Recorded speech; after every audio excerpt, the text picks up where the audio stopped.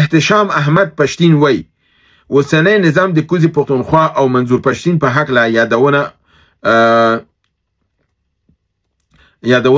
وکړي دښمن مورال ضعیف کیږي او پاکستان او افغانستان کې یعنی د پی ټی ایم چې د افغانستان په خلاف نه دی او د خپل وطن ګڼي د دې ورور دا مطلب دی چې اسلامي امارات د منظور دا ډیره خبر ده چې د ټولو پښتنو ترمنځ یو اتحاد او اتفاقی خو تاسو ته دا یو څو ټکي ډیر مهم دي چې دا به تاسو ته ووایم اسلامي امارات په دې معتقد نه دی چې د نېشنلستي یا د ژبې یا د قومیت او د منطقي په اساس باندې سیاست وکړي هغه دا د مذهبي نقطې نظر نه حرام ګڼي هغه وکړي چې ته فرضاً یو پاکستاني هم مسلماني او یو روسي هم مسلماني هغه زما ورور دی اما که زما د پلار زوی او هغه نه مسلماني هغه دی مسلمان نه ګڼي او تاسو د پښتين دی موقف معلوم دی د منظور پښتين دی سره دی چې لوی افغانستان غواړي خو هغه د ډاکټر نجیب نه دفاع کوي او ډاکټر نجیب د افغانستان د خور یو لوی دښمن تیر شوی دی په دې اساس باندې موږ دښمن ته چې څوک د قهرمان کلمه ورکړي دا ملت نه مني همدا علت دی چې دا شی طالب هم ورسره نه مني دی باید خپل دریځ کې بدلون راولي دی باید حقیقت ته تن ورکړي چې د افغانستان سره ظلم کمونستانو کړی دی ډاکټر نجیب یو د کمونستانو نو او افغانستان تبا کړی دی وژلی دی نو په بنان هغه ورځ د علماء عالم نه فتوا واخیستل شوه په دې حق چې ډاکټر نجیب شهید وکړو هغه ویل چې هر څوک چې د خدای او قرآن په خلاف ودرېدلی هغه کو دا کیږي هغه ته شهید نه ویل کیږي ځکه چې بیا ډېر ښه تفسیر کوي بیا زه هغه متن راواخلم او تاسو ته به ولولم چې هغه د فتوا هغه علماو څه شی ورکړی ده چې ولې دته شهید نه ویل کیږي نو په دې اساس باندې دلته د دې منځ کې څه مشکلات دي په سیاسي او دریځ لحاظ نه چې بل دا دی چې هغه په عدم تشدد پالیسی باندې عقیده نه لري طالبان هغه په نظامی عمل کرد باندې دغه لري منظور پښتين دی لاستړلی پنجاب ته ناس دي او وای چې کار دی وشي دا نشي کېدلی نن سبا به له ټوپکه کار نه کیږي بنان دلته هم توپیر دی اسلامي امارت نشي کولی چې منظور پښتين خبره ومني او دغه پس لاړ شي لپاره دی چې هغه په نظامی مبارزه باندې عقیده لري او د په عدم تشدد پالیسی باندې مخکې ځي دا دواړه سره یو ځای کېدلی نشي مګر من حیث د پښتنو یو بل سره باید ودرېږي ځکه د پښتانه خپل منځ کې اختلاف کوي د دنه دښمن ته ګټه رسیږي هغه ګټه وچتوي صنعت الله یا صنعت الله داسې نوم دی لیکلی دی چې آیا د متقی خبرې د خپل تاجکستاني هم پلوي سره یعنی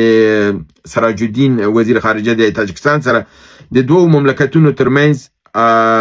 د حالات بهتري لپاره څومره د باندې ما پرون شپه خبره وکړله د تاسو باید برنامه منظمه واوري مې د جواب ورکړو چې دا د افغانستان او د سیمې لپاره ډېر بهتر دی اعتماد زیاتیږي او د هغوی ته دا ښیي چې موږ تاسو خلاف نه یو موږ تاسو سره جنگ نه لرو تاسو سره جنگ زموږ په ګټه نه دی نو ولې موږ تاسو سره جنگ وکړو نو دا د لپاره دی د اطمینان لپاره او د دوه مملکتونو منځ کې د دوستۍ او رفاقت دغه اوچتولو لپاره ډېر ښه مؤثر واقع کیږي آخری پختنه دا ده چې وسیم اکرم تنها وایي چې طالبان ښه دي او که خراب دي دا مهمه نه ده خو که چېرته دوی سقوط وکړه افغانستان حالت به د سوریې سودان او د لبنان نه به بدل نه وسي بیرته یې ما نه پوښتنه کړې چې تاسو څه فکر کوئ آیا دا نظام به سقوط وکړي زه بالکل د دې ورور سره دا وسیم اکرم تنها سره په دې نظر یم چې دغه نظام اوس ښه دی او که بد دی خو افغانستان پرې راټول دی یو موټی دی متحد دی او مرکزي دی او بل دا دی چې د دښمن مقابل کې چې اوس ولاړ یو باید سره یو وسو بنان دی وخت کې د سره اختلاف کول د خپل خوري سره اختلافات کول دي د وخت کې د نظام لا تړل پکار دي د ټولو مشکلاتو باوجود مشکل به بیا خدای حل کی خو که چېرته د نظام نه وسی او د خوره نه وسی نو ته به شي حل کی او که فرضاً مشکل وسی او مملکت په آرامۍ ته لاړ بیا مشکل حلیدی شي او د سقوط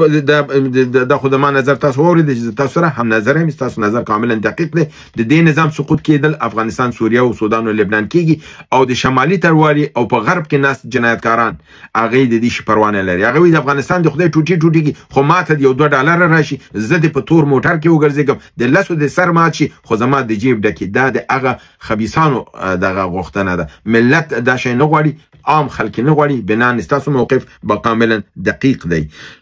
د سقوط موضوع ده چې نه دا نظام سقوط کیږي نه د دې د پاره سقوط لپاره اجازه نه ورکول کیږي او دا نظام د ملاتړ لپاره تاسو ګورئ هندوستان چین روسیا